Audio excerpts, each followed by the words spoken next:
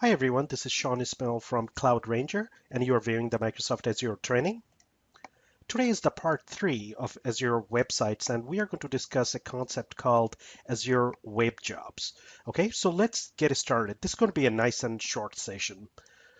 So what are Azure Web Jobs? So we know how to create a website, and if you're an admin who has worked on a web server, you understand that there are tasks that you need to run on your web server, or you should be running for housekeeping or for some sort of automated task. You might have files that users upload. You want to probably move them somewhere, and there are various tasks that you can perform on a web server based on whatever your business requirement or your requirement is, and it happens on the web server on the back end. Okay, it could be cleaning up a database, filling up a database, a lot of stuff. So in Azure we have something called as a web job, which is sort of a task that runs in the back end of a website. Okay, and this task is associated with a website. So if you cannot just create a task. You need to have a website, and then you can create a task for that website. Okay, and everything will run in the back end. This task can be application or script. So it could be an application that you have written. It could be a .NET application, or it could be a script that you have written to do some sort of a task, or some sort of a task. That's what you would call it. Um, it's located on the same virtual machine as the website. So far, when we did the website, we did not look at any virtual machine because we are not creating one. But in Azure backend, there is a virtual machine that is created while this website is created, okay? So this is something I'll show you later on in a future session, how to actually, figure out which server it is, and you won't be able to log in to that VM because it might be shared or whatever, but I'll show you how to navigate around and sort of look into this virtual machine. And when you create this web job, it is actually going to be situated where the website is. So it's going to be on that virtual machine. And given this fact, it can be scaled up and down along with the website. So we haven't really looked at website scaling up and down, the scalability, but we will be looking at that at a future session as well.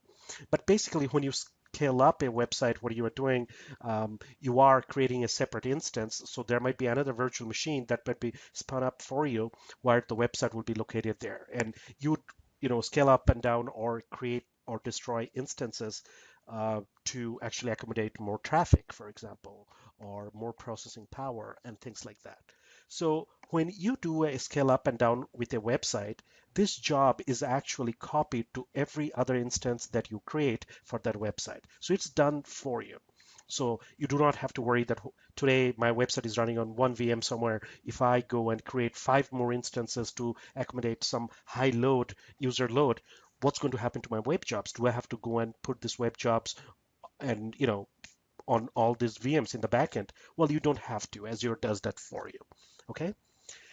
And these web jobs, they can be run as on demand, or it can be continuously running, or it can be scheduled. And this schedule can be one time or recurring. So it's sort of like scheduled task in Windows Server. It's like that. And the JavaScript format, you could have a .cmd command line script. You could have a batch file. You could have a PS1, which is PowerShell. It could be a Python script, Node.js. And Azure has this long list of scripts that it supports for this web job to run. Okay. For now, while I'm recording this video, um, you can only do web jobs from management portal and by using PowerShell. I know we did a bulk of stuff from preview portal, but unfortunately preview portal does not have this whole web jobs thingy yet completely. So you'll have to go back to the management portal and go create the web jobs, okay? You do have to remember that every time this job is run, there is a charge. Look up any MSDN, TechNet, wherever you want to. You will be able to find that information that every time this job is run, based on how long this job is run and all that, how many jobs are running, you will be charged for it. Okay, so you have to be careful. But this is in a nutshell what a web job is, and it's important in various reasons. Um, I mean, when I'm trying to get my head around in the different reasons you would need a web job or some sort of a scheduled task to run in the back end, so many things come to mind. Maybe you need to move the IS log somewhere. Maybe you need to have a business process. You know what? The users went and, they went and did all the shopping and everything else, and you have a database somewhere in the back end which has all this information. You need to, end of the day, take that transactions and put it somewhere. So you could literally use or run any script in the back end to do anything you really want. So, the power of this is enormous. So, I mean, you can be really creative on what you want to do. And I will show you a lot of demonstration of all these concepts, and I'll show you a little thing that I'm doing to demonstrate that, and it will be unique. So there's not a whole lot to talk about today on the slides. So let's go to our client machine and actually show you how to do one of these. So I'm in the Azure Preview portal on my client machine, logged into my account, as well as the management portal here. As you can see, there's nothing on the server. Let's go browse everything. Probably have nothing in here to display. Obviously, there's nothing going on. So the first thing we are going to do is go ahead and create a website. Like I mentioned, your web job is only associated to a website or web app. So unless you have one of this, it's not going to work out. So one more reason I'm actually going through this in the early sessions is I wanted to practice creating websites as much as possible. I mean, I could have created this in the backend, but I'm leaving this for you to try and pause and go along with me as well. So I'm going to do Ranger website or Ranger web. Let's do Ranger web 10. Okay, it is available. Uh, Create an app service plan. Okay, I'll just call this one Ranger plan. I'm going to keep the pricing tier as a standard. Create a new resource group, as we know, Ranger. I'm going to make it in East. So I'm going to just call mine Ranger East Resource Group, RG. This is going to be my subscription. This resource group is going to be located in East US. So I'm going to go ahead and do that right now. Actually, I'll go East US too. I do not want to pin this on the start board. So looks like I have everything to create this website. So let's go ahead and create that. As you can see in notifications, it's creating the web app right now. Actually, you know what? I'm going to pause and come back. Okay, that took about, I don't know, a minute. So web has been created. It's complaining about some app and set extensions. We're going to ignore that for now. Go to browse everything, and we should be able to see our website here, Ranger Web 10. Click on that. Should have the URL up momentarily. It says it's running. Top over here, that's pretty cool. If you click on this, it basically will show you a blank web app that has been created. It has just been created, so it's taking a little bit of time, but should be there. Okay, this web app has been successfully created. We do not need any content on this yet. Okay, I want to show you something, and we have gone through this, briefly before. If you expand this, you'll see over here something called as console. Let's go to the console. You are sort of right now on the server where this web app is created, and it's standard. So let's see. Okay, so once this shows up, you are actually brought to the D drive home site www root. If you do a dir to show the list, basically the hosting start.html, which is this file that is actually showing that. Seems like that's the default file. Okay, there's nothing else in www root for now. Okay, let's remember that there's nothing else. So far so good. We have just created a basic website. We know how to do that. Now, for the web jobs, like I mentioned, you cannot do this from here. So we are going to go back to our management portal. Obviously, we are not seeing anything because we have to refresh this. So let's refresh this real quick, and we should be able to see our website or the web app show up momentarily once this loads. All right, it has loaded. Let's go to web apps. And you can see Ranger Web 10 has been created. Okay, this is just one more way to go in and view there. I know we have not explored this much because I'm doing everything on the preview console, so I don't like coming over here to do much. But however, when you come and click on the website over here, you will see a tab over here called Web Jobs. And this is the one we want. When you click on the Web Jobs tab here, you'll see that there's obviously no jobs created and get one to start it. So at this time, I need to explain to you is that a web job is, like I mentioned, it could be a script, it's an application or whatever. So I'm going to use a PowerShell script, okay? So when you add a job over here, you are sort of uploading that script and you are storing that in the web where the website is.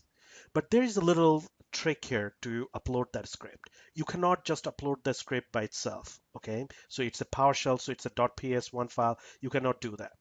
So in my temp folder, I have something called as timer.zip. You can name this as anything, but what I want to show you here is that I created this script and then I zipped it and name it whatever you want, but it has to be uploaded as a zip file. So the job file that you're uploading, it's called a job file. So the job file that you're uploading is always going to be a zip file. And this zip file will have your script. Let it be whatever, it could be Python, Batch, commands, or Node.js, or PowerShell in our case. So what does my script do? It's a clever script. So what it does, I'll show you. It basically gets the date, the current date, and it will output it to a file in the D drive, home, site folder, www root folder, and it's going to name it timer.html. Okay, so basically it takes the date and writes to an HTML file. And this path right now should look familiar to you. Okay, this is that path where we were earlier. D, home, site, www root. Okay, this is where all your website pages will be located, and I want this script to create this file timer.html in this location. What will happen if it's in this location? Well, basically I should be able to come to my site, and since it's located in the root folder, I should be able to do a timer.html. I think it's HTML. Yeah, timer.html. And I should be able to find the content of that get date in here. So right now it's not there, obviously, as you can see, because we have not created anything and it's definitely not here. But that's what my script will do. It will take that date and put that in there, so when I come here I should be able to see date. So it's a clever little script to demonstrate this. And I obviously took this, and once again I zipped it and I named it timer.zip to just make it something sensible.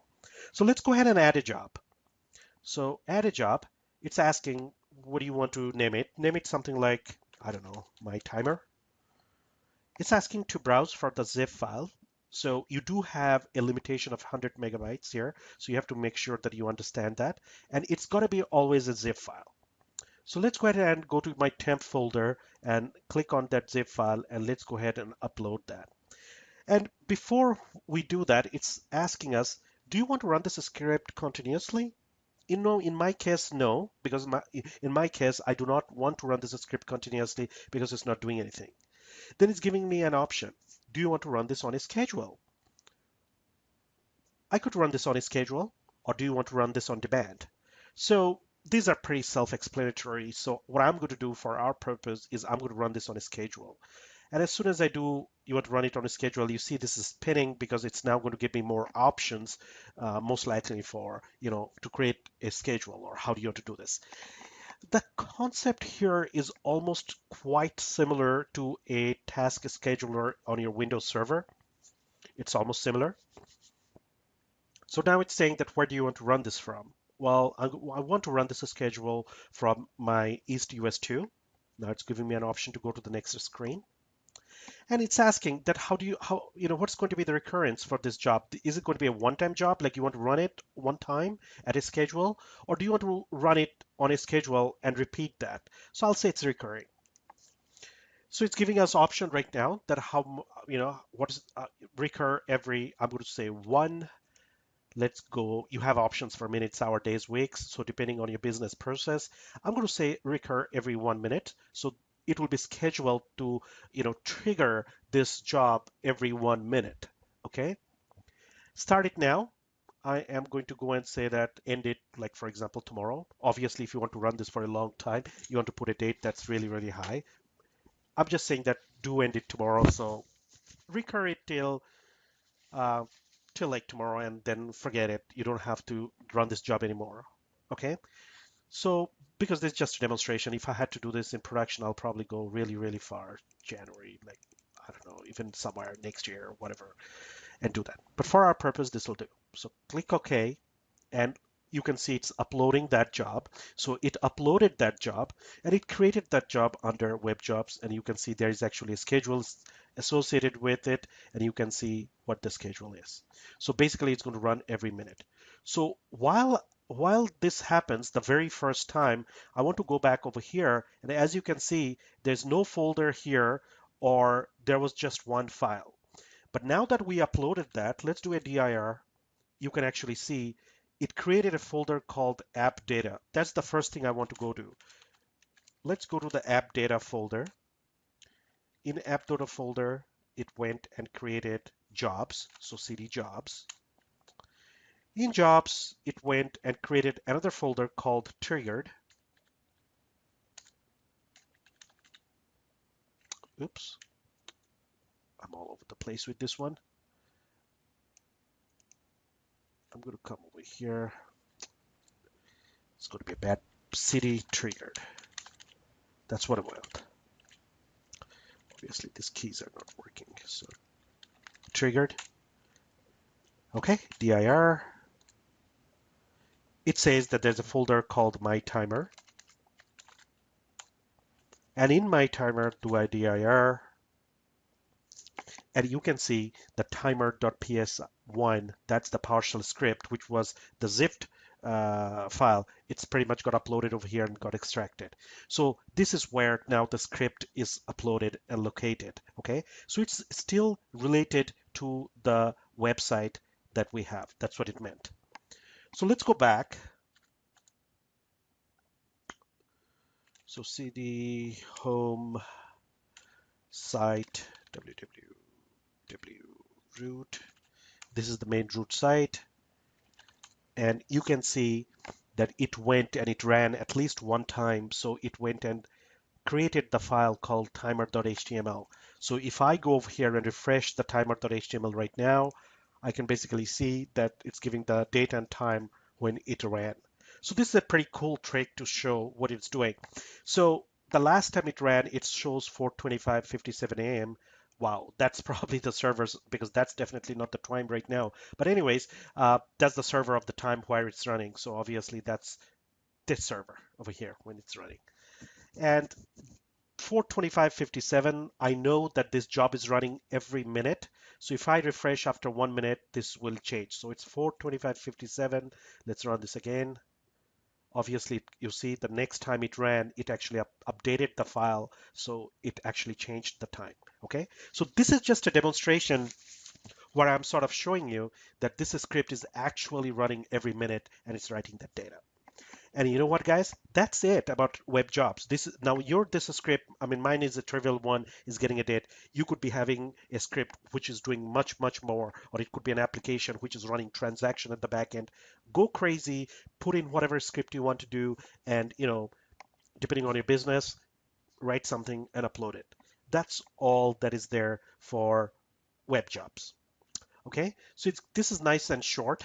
There's not a whole lot over here that's to show you with the web jobs, but I'm going to also give you a demonstration on how to do this on PowerShell. So let me clean up all this and get back when it's a clean slate, and let's get started. Okay, so I'll pause and come back. Actually, while I'm cleaning all that stuff at the back end, I'll show you one more thing. When you go to the Web Jobs tab right now, once it has run, it actually gives you a runtime, and it also tells you if it was successful in running this or not. And there is actually a log file which you can go to. Obviously, you don't have access, but there is a log file that you can go to view, how this job ran. So let's come back over here. There's another thing I want to tell you. Just because this was a scheduled task, it actually went and created something under the scheduler. So you can go under the scheduler and you can actually see, there's one job. you can have up to 50 jobs, and it's enabled, if it failed or not. So you can actually see a bunch of stuff. You can look at the history of this job run. So actually you can see this job has actually run 1, 2, 3, 4, 5 times. Look at the jobs over here. So you can actually go to the scheduler over here and actually look at that. The thing I want to mention here is that um, the jobs, like I mentioned on the slides, it can be run on demand or it could be run continuously. So you could have a script or application that runs all the time. And it can also be scheduled. So, and that schedule can be one time as well or recurring. Okay. So basically you have these two sets, on demand and continuous, and a scheduled task. Okay. I wanted to mention that. All right. So let me see if everything has cleaned up here. All right. So I'm back with everything clean over here. Go to all items. There's nothing here. Go to my preview portal, go to browse everything, and we should not see anything here as well. Okay, so let's go ahead. Like I mentioned, you need to have a website for creating a web job. So let's go to create a web app, and I'm going to do really fast this time. We're going to call Ranger Web 10, create a new plan, Ranger plan, standard tier, create a resource group, call it Ranger East Resource Group. Make sure the location is okay. Location is going to be East US 2. Do not pin to the start board and create. It's creating right now. You can see under notification. Okay, looks like it was successful. Let's go to browse everything real quick. All resources. I should have my Ranger Web 10 and go to the URL. Make sure it's up and running. Click on that. Web app has been successfully created. Perfect. Now let's go to our PowerShell and see what we can do. In our Azure PowerShell, obviously I did my ad account. So get Azure subscription. I should have my subscription and it should be in the Azure Service Management, so it's fine. Okay, so you should add Azure account like this and add your account. Mine is already added. So let's clear the screen. So the way you create a new Azure website job or a web job is the commandlet new Azure website job. Give the name of the website. So the name over here is not the name of the web job, but this is the name of the website. And our website name is Ranger Web 10. Okay. Now you give the job name. So the job name is going to be my timer job. Let's call it this one this time. You have to tell what is the job type. Okay. So we are going to make this job type as on demand. So when it's on demand, you basically say it's triggered. Okay. So I'm going to say triggered. And if it was continuous, you would say just continuous. So that's fine. And you have to also understand that from here, this commandlet, it does not support the scheduled web jobs. You can only do that from the management portal. So whatever we did last time, you can only do it from there. That's why in this example, I'll just do an example of on demand where I run this myself for my script to update. It's not going to do that every minute or anything. With the PowerShell, you cannot do the scheduled task. So let's do this as triggered. And then you have to give the job file. So the job file is the zip file which contains your stuff, right? So we know in our temp folder, I had a timer.zip where we had my script in there. So that's all you really need to create a new Azure website job. So if you come over here, it did create a new web app. And once you go over here, there is no web jobs. Waiting for it to load. Okay, so there's no jobs right now. Let's go ahead and hit enter over there and see what happens. What this will do in the back end is it's going to take this timer.zip. It will go and upload it. As you can see, this is where the history of the job is. This is the job name. The job type is triggered. The run command is timer.ps1 because obviously that's the script. And, that's what the URL. It gives you a bunch of information. So we created this job as an on-demand job, okay? So if we go to Webjobs right now, let's see, come over here. I'm hoping that it will show up in here. Let it load. Of course, my timer job, and this time you can see the schedule is on demand. And that happened because we put the job type as triggered. Triggered over here means on demand over here. Okay, so I'm going to run this on demand. How do you run this on demand? From PowerShell, you have another commandlet called start as your website job. Okay, that's the job you want to run. The name of the website, you still have to put the name of the website. So I'll call Ranger Web 10. That's the name of my website. It's going to ask for the job name. So I'm going to have a job name. And this time our job name was my timer job. I'm pretty much having the same thing that I have over here. Okay. And it's also going to ask me about the job type. And I'm going to say the job type was triggered. So if we come over here and look at the console, we should just see the app data, right? I mean, we should just see app data in here because obviously it got uploaded and everything was here. So I just demonstrated that earlier. But there's no HTML file because the script has really not run. So if I go to timer.html, I should probably, this is actually from my previous has been removed, name changed or whatever, because I did use this URL before, but technically timer.html is not there because it is not created. And, I can see it's not in my root directory as well. So let's go ahead and run this job. So it's actually going and running the script and it's completed running the script. So technically, if the script has completed properly, if I do a dir, I should see timer.html show up here.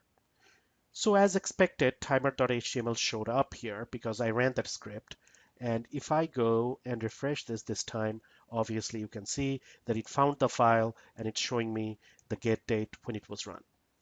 So just because it's an on-demand job, it's not going to update itself every minute. So if you try to refresh this every minute, you are not going to see this thing update like it was in our last example, which was scheduled to run itself every 1 minute. It's not going to happen. But every time you want to go and update this, you run the job again, and it pretty much will go and generate the new file. I'm hoping it happened within the minute, 4:42:45. Obviously, it says that 4:43. So, on demand, it went and did the get date and did whatever it had to do. Okay, so that's how you create the website job, upload it, and you run it on demand from PowerShell. So the last thing that's left over here for us to cover today is how do you remove this web job? Well, obviously one over here is that you come over here and you click on delete. This will be too easy. So let's go ahead and see how you can do this from PowerShell. So we'll go remove Azure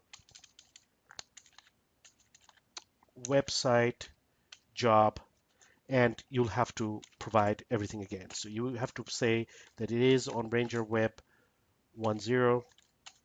I do have a job name, so my job's name that I want to delete is my timer job. And you have job type. This was triggered. So every time you have to provide this whole information because the job name is always associated with the website, so you have to put that, and you have to put the job type as well. So if you run this, pretty much it will go and ask you if you want to really do this. You say yes, and it will delete your web job for you. Okay, so you have to remember. So I think it just disappeared from here. Yeah, it just disappeared. So technically that is gone. I wonder if I do a dir here, if the app data disappears. Looks like it's still there, but there's no job right now. This job is gone, the job that we had created. Okay, so that's how you remove the Azure website jobs. So let's go back to our slides. And on our slides, I just wanted to have this in one spot so you can always copy this and note this down and practice this yourself. So we tried 3 commandlets, the new Azure website job commandlet, start Azure website job, because this was a triggered job. So we did this on demand, and we did the remove Azure website job. Okay, so I guess that's all that is there to cover in website jobs. You have to remember this couple of things. Make sure that you understand that this website this job actually depends on this website. This website can have multiple jobs, I think up to 50 right now. So those are the stuff you just have to remember. The commandlet, make sure that the job file is a zip file, and that's about it. All right, guys, it was a nice short session, and we pretty much covered the web jobs part of the requirements for the 7533. And as usual, our training site is at cloudranger.net/Azure-training.